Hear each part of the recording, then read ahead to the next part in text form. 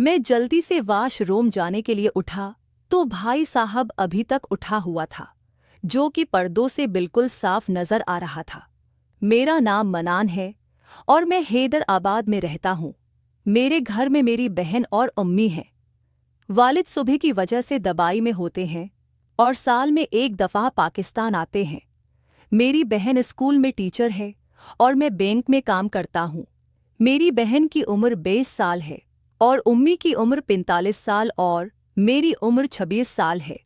मैंने कभी सोचा भी नहीं था कि घर में बहन और उम्मी के साथ ये काम हो जाएगा। ये बात उन दिनों की है जब कोरोना की वजह से पूरे मुल्क में लॉकडाउन था और सब कुछ बंद था। मेरी बहन का नाम फराह है, उम्मी का नाम बानो है। अब आपको बताता हूँ कि पहले बहन के साथ किस तरह शुरू हुआ। उसका स्कूल बंद था और वो घर पर होती थी। मैं भी बैंक से जल्दी घर आ जाता था। मेरा कमरा ऊपर। बैंक से आने के बाद मैं अपने कमरे में ही रहता था और बाकी वक्त लैपटॉप पर मूवी देखता था। जिंदगी बहुत बोर गुजर रही थी। कोरोना की वजह से दोस्तों के साथ आओ उन भी बंद थे, तो ज्यादा वक्त घर पर ही गुजरता था। हफ्ते का दिन था और मैं सुबह सबसे पहले उठकर नीचे गया था।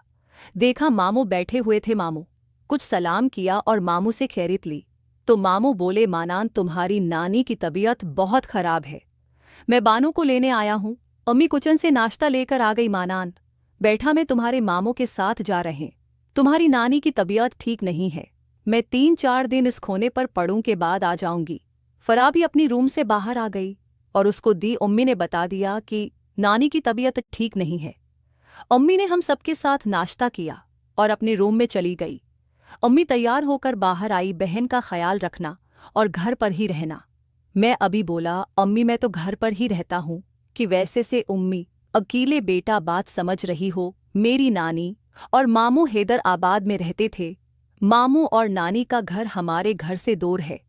अम्मी हम बहन भाई को समझाकर मामू के साथ चली गई। मैंने चाय का कप लिया और लंच में बैठकर टीवी देखने लगा। फराह नाश्ता करने के बाद घर के काम करने लगी। कोरोना की वजह से हमने मासी को काम से मना कर दिया था। घर के सारे काम उम्मी और फराह करते थे। मैं टीवी देख रहा था और फराह किचन में काम कर रही थी।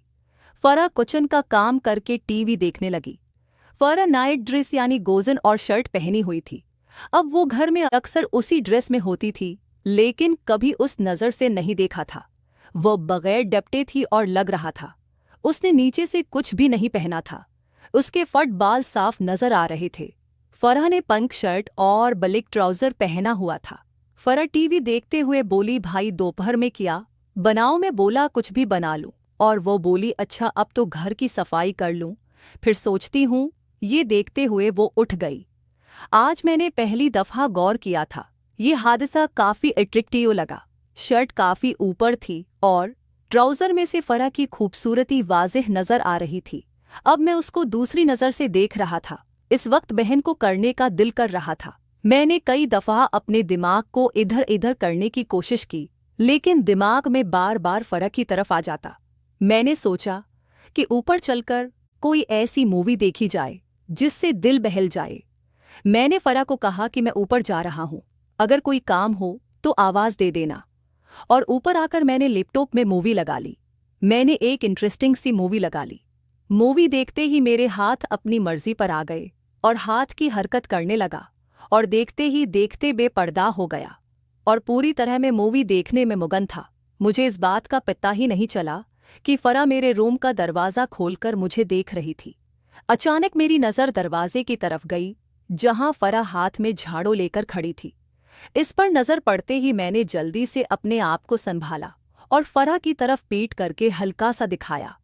हड़बड़ाते हुए बोला, फराह किया हुआ? कोई काम था? नहीं भाई, रूम की सफाई करनी थी। मैं बोला, अगर किसी के रूम में जाओ तो दस्तक करते हैं।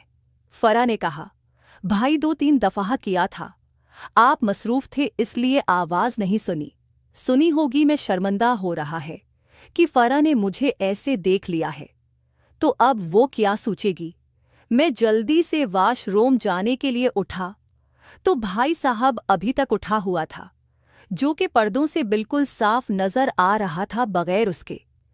देख रही थी मैं वॉशरूम चला गया और फारिग होकर वापस देखा फरा कमरे में झाड़ू दे रही थी और उस पर नजर पड़ते ही फिर नीचे से मेरा तो ये इस्लामी देने लगा।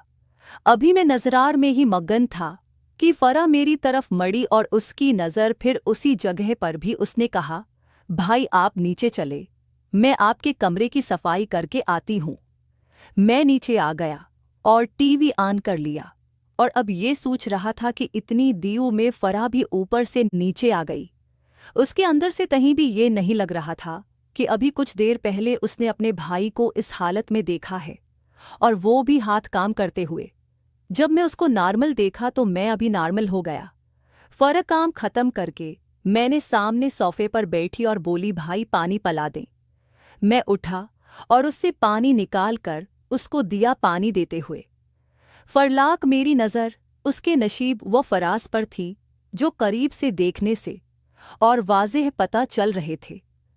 मुझे इस तरह देखते हुए फरा बोली, भाई क्या देख रहे हो?